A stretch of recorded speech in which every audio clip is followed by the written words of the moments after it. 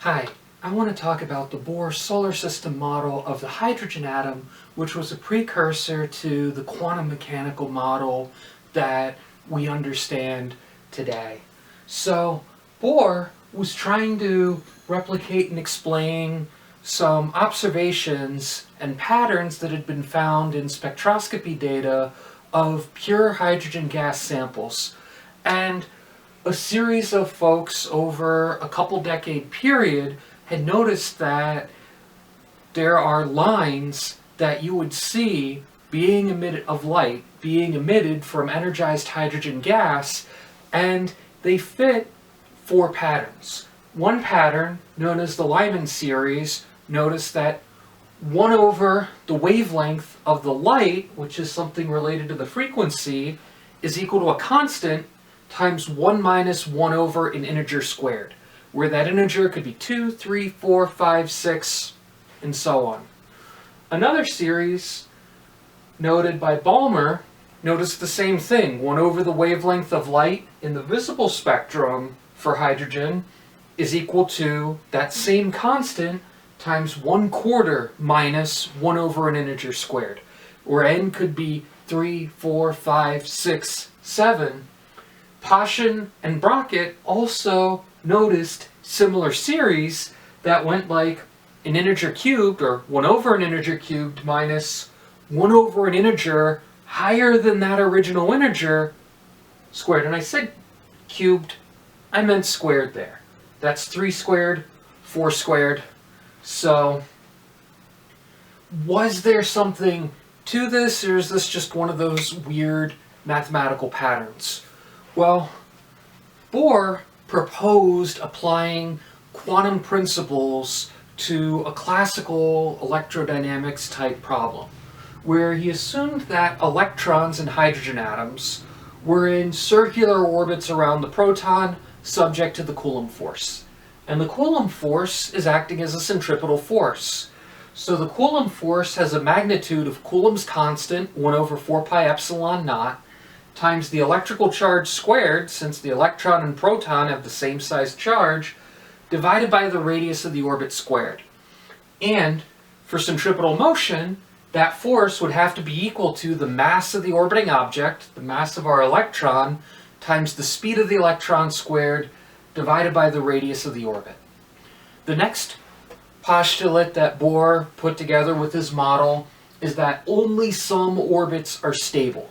And if an electron is in a stable orbit, it's not going to be radiating energy. Now, the next postulate is that orbits can change.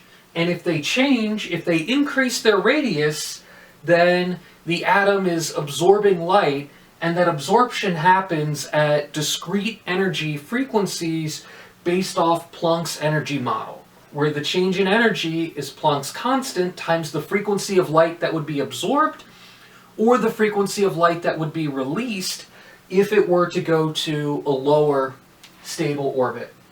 And the last piece to make this semi-quantum is that angular momentum, Bohr postulated, was quantized. So for a classical analog for the angular momentum of a particle's angular momentum would be equal to the electron's mass times the velocity of that electron times the radius times the sine of the angle between the radius and the direction of motion. So for a circular orbit, that would just be the electron mass, the speed of the electron, and the radius of the orbit. And it's quantized using Planck's constant divided by 2 pi, which is a unit of angular momentum. And the amount of angular momentum under Planck's semi-classical model is that the lowest value for n could be 1, or 2, or 3, or 4, but we get some integer. So if we start putting those postulates together, with this first piece, the centripetal force allows us to figure out the kinetic energy of that electron. So v squared would have to be equal to Coulomb's constant divided by the electron mass times the charge squared, and one of those radii would cancel out.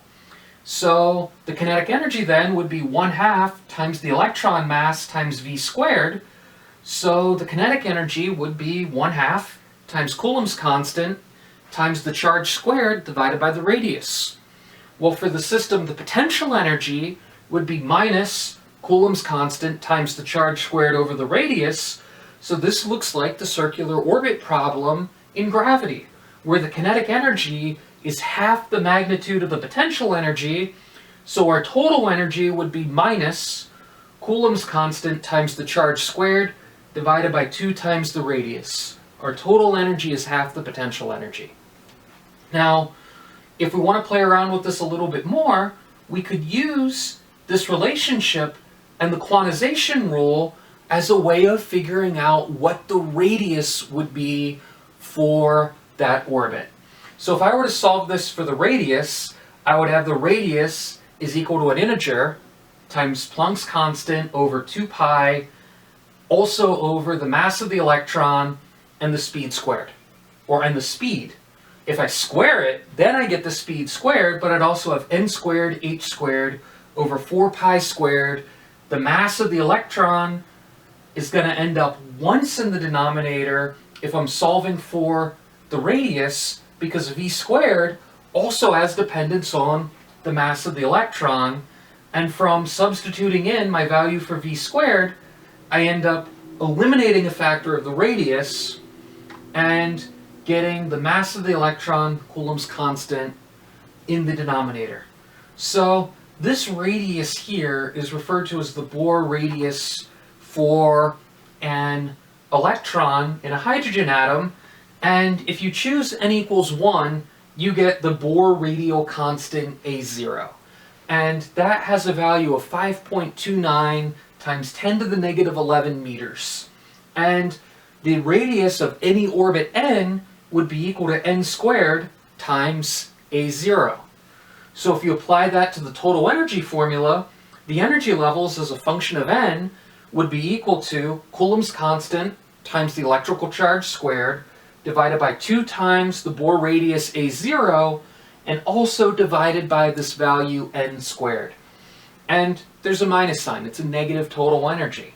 So if you put all of those constants together, about 9 times 10 to the 9 Newton meter squared per Coulomb squared times 1.6 times 10 to the negative 19 coulombs when you square it, and divide by 2, and divide by 5.3 times 10 to the minus 11 meters. In electron volts, you get a value of negative 13.606 electron volts divided by an integer n squared. Thanks for watching.